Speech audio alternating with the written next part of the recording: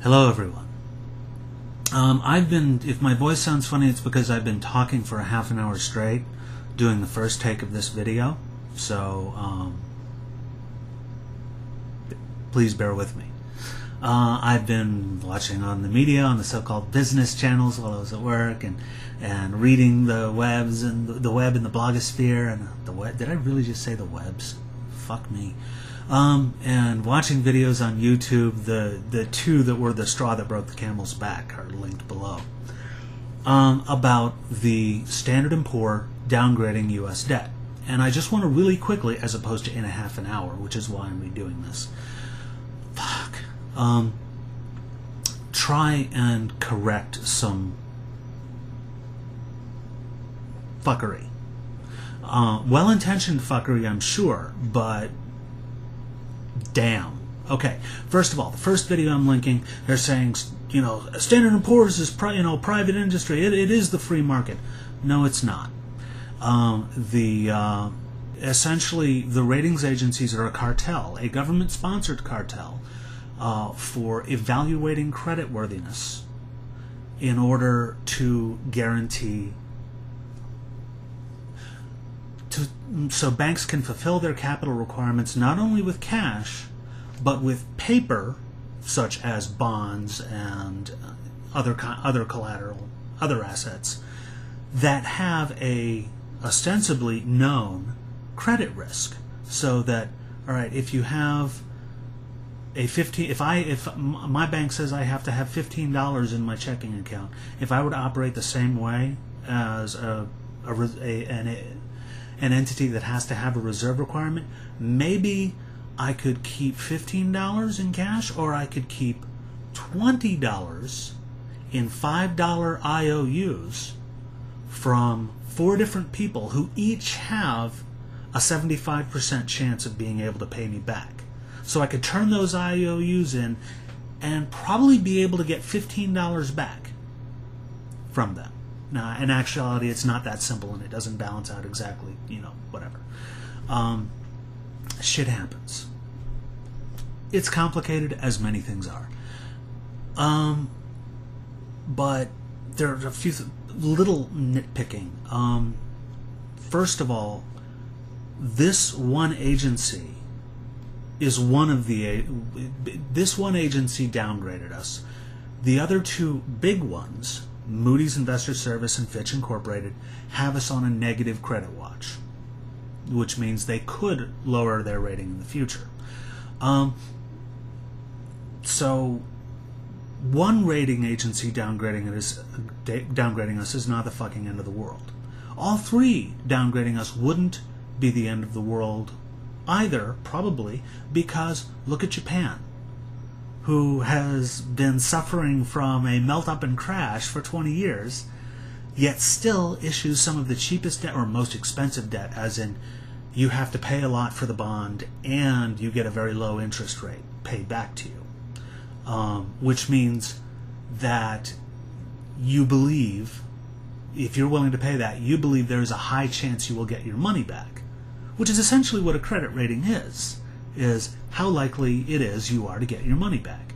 And the free market,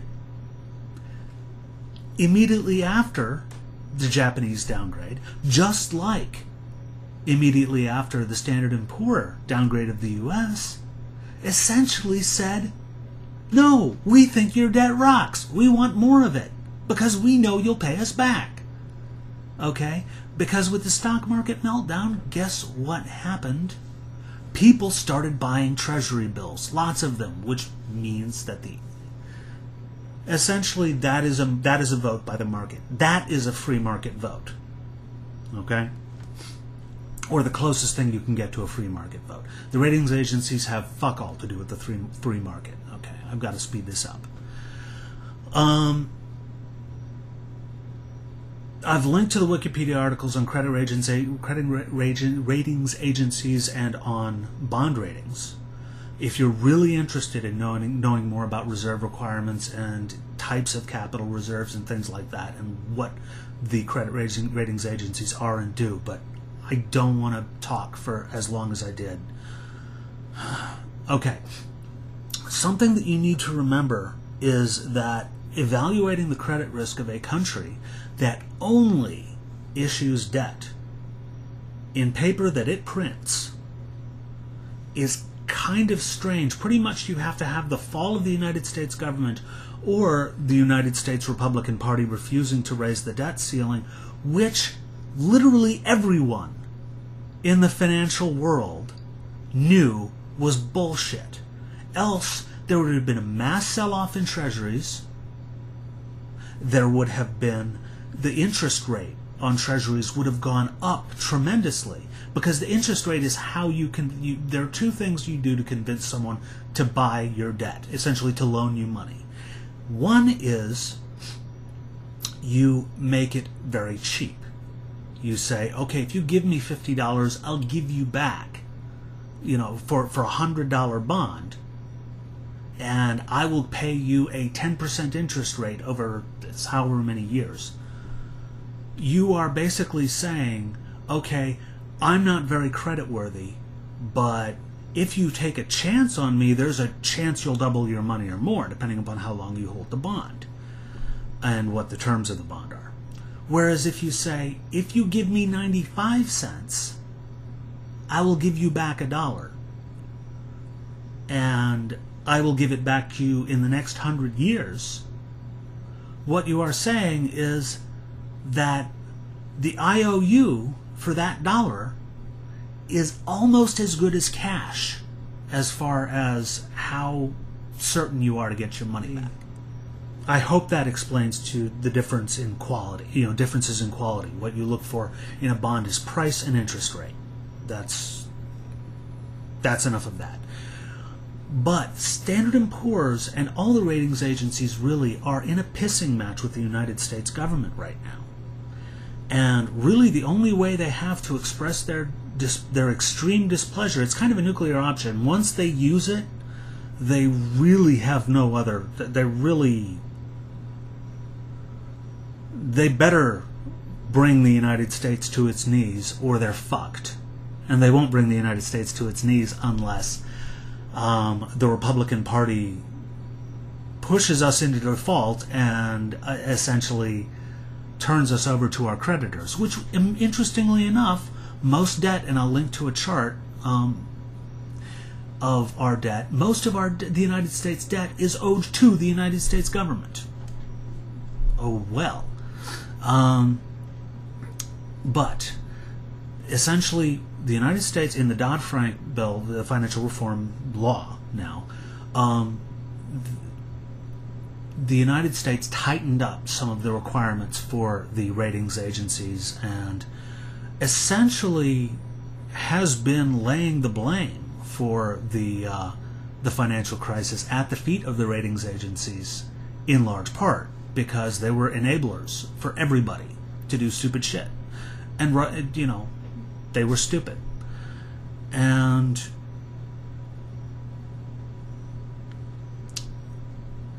keep in mind, I'm going to link to this too. I'm going to try and remember all these links. Please let me know if I forget them. I'm going to wrap this up.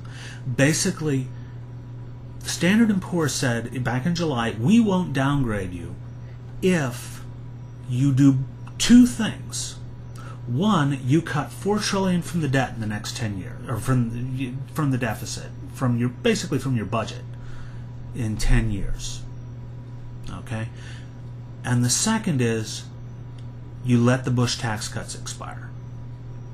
Now, given the fight we had over the Bush tax cuts, and given the fight we have every time we talk about cutting everything, because there is so little in the discretionary budget that is left to cut, really, that isn't like in the $100 million range tops.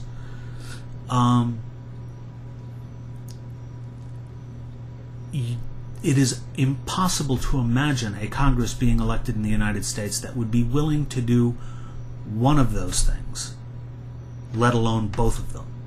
I mean, letting the Bush tax cuts expire is going to be a fight. I really hope it happens. But letting the Bush tax cuts expire and cutting $4 trillion from the budget?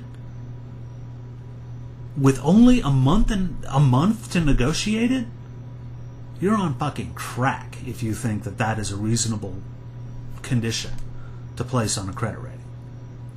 But given the fact that generally bondholders, or not bondholders, but bond issuers and debt issuers are the ones paying for the ratings, especially in the especially for corporate stuff, there really is a huge amount of conflict of interest there. And I don't know, but I suspect that the ratings agencies rate most municipalities at a reduced, they don't charge as much. I could be wrong, but it would certainly explain why it's much harder for a municipality of any size to get a AAA rating than it is for a company, because essentially the company is their customer. But I could be wrong. I think a lot of it is also there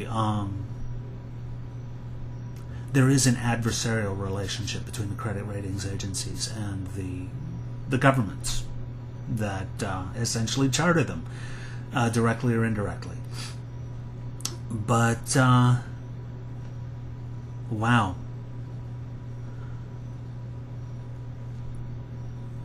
It is a big deal in some ways. The ratings change is a big deal in that it hadn't happened before, and that it is a shot across the bow of the U.S. government. It is a challenge to the authority of the United States government, because a big part of our power is the dollar and the Treasury bill.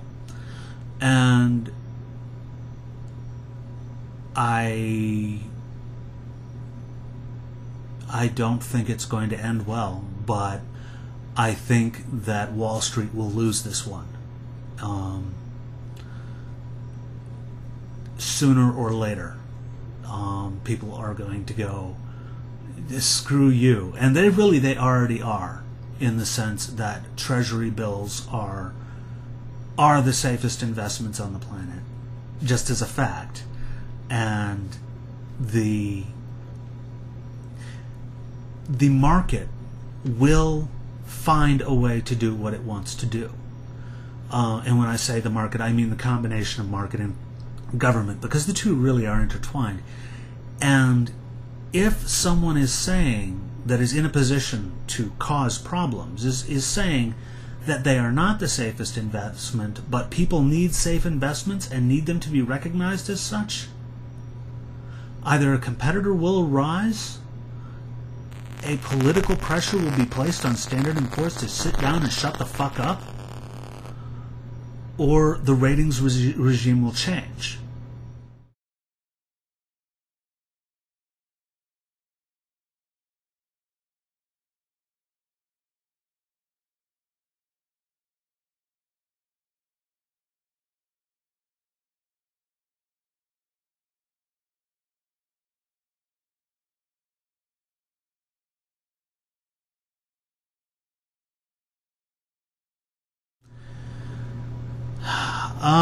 Links are below. Thank you for your time and attention. Again, sorry I'm woozy and fuzzy. Sorry for this video being so long. And I hope this clarifies some things and corrects some things you've heard about the credit rating downgrade. Thank you for your time and attention.